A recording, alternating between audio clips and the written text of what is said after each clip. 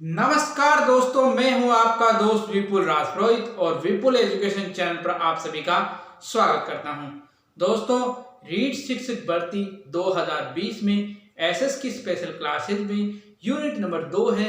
2 में मौर्यकाल चल रहा है और मौर्यकाल में टॉपिक हमारा चल रहा है अशोक।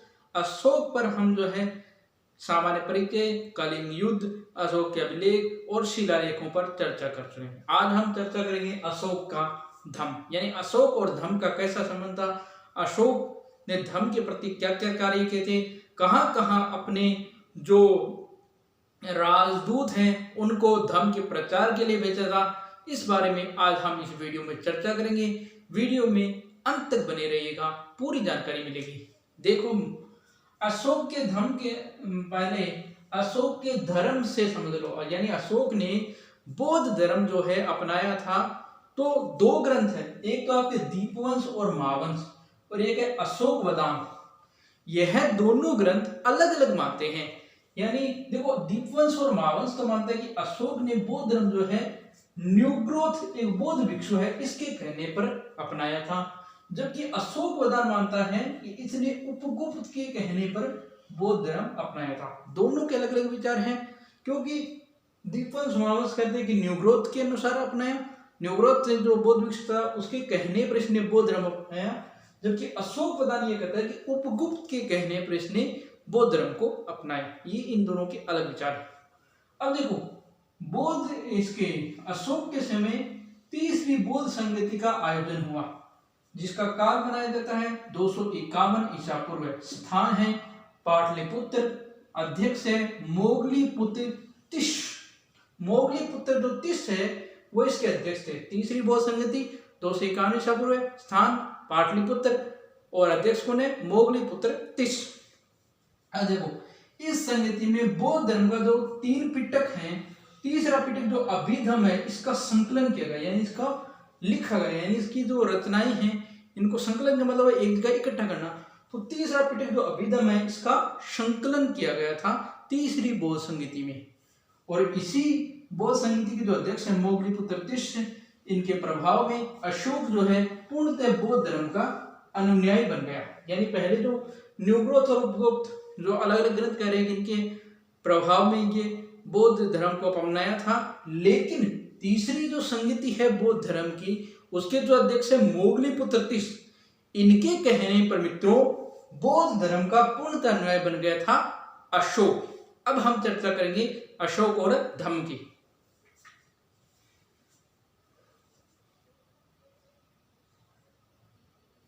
अब देखो, अशोक का जो धम्म है ये कैसा था मित्रों। अशोक ने जो धम्म की परिभाषा है वो कहां से ली थी? वो ये है जो दीर्घ निकाय ग्रंथ है इसके राहुलोवाद सूक्त से अशोक ने धम्म की परिभाषा ली थी। तो परीक्षा में कभी प्रश्न आ जाए कि अशोक ने धम्म की परिभाषा कहां से ली, अशोक ने धम्म की परिभाषा दीर्घ निकाय के राहुलोवाद सूक्त से ली थी। इसके बाद हम चर्चा करते हैं अशोक का धम्म है क्या। तो अशोक का धर्म है प्रजा के नैतिक चरित्र के उत्थान के लिए बनाई गई आचार संहिता थी।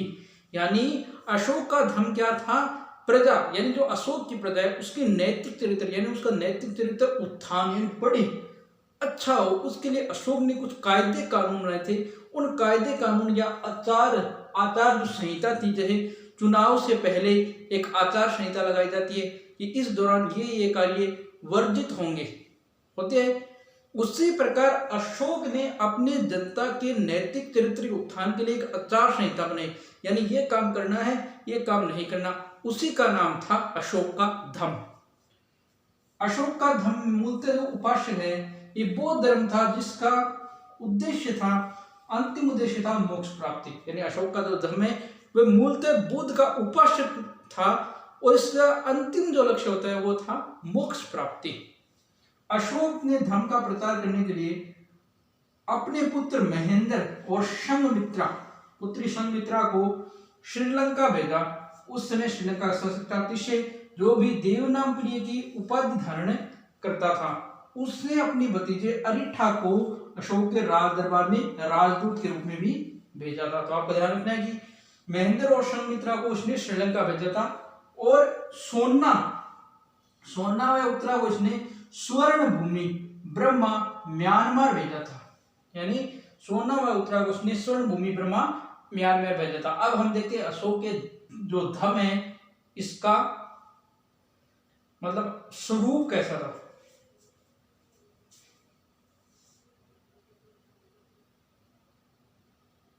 अब देखो अशोक के जो धम है मित्रों इसका स्वरूप कैसा रहा, अलग अलग विद्वानों ने अपनी अलग अलग विचार प्रकट किए हैं। जैसे प्लिट महोदय इन्होंने कहा कि अशोक का जो धर्म था ये सिर्फ राजकीय धर्म था, यानी राज्य का धर्म था, जिसको अशोक ने जो धम है इसको अशोक ने राजकीय धर्म था उसी को उसने धम कहा। सेनार्ड और डी.आर. भंडारकर महोदय ने कहा कि ये उपासक बौद्ध धर्म था, यानी बौद्ध धर्म उपासक जो बौद्ध धर्म है इसी को अशोक का धर्म कहा गया। नीलकंठ शास्त्री ने कहा ये एक नैतिक व्यवहार की संहिता थी, यानी नैतिक व्यवहारों की एक कानून थे जिनको अशोक का धर्म कहा गया। फादर हेरास ने कहा कि ये ब्राह्मण धर्म से निकला हुआ एक सामान्य धर्म था, यानी ब्राह्मण धर्म जो होता है उसी से निकला सामान्य धर्म है, इसको अशोक का धर्म कहा गया। रोमिला थापर ने कहा कि अशोक का प्रशासनिक कार्यों के लिए किया गया एक राजनीतिक आविष्कार था जिसको धम का नाम दिया गया, यानी एक राजनीतिक आविष्कार था जिसको हमने धम कहा। तो मित्रों ये था अशोक का धम। यह वीडियो आपको कैसा लगा? अगर वीडियो अच्छा लगा लाइक जरूर करें, शेयर करें, कमेंट करें, चैनल को सब्सक्राइब नहीं किया चैनल सब्सक्राइब करके बेल आइकन घंटी को प्रेस करें। धन्यवाद दोस्तों, जय हिंद, जय भारत, घर रहें, स्वस्थ रहें।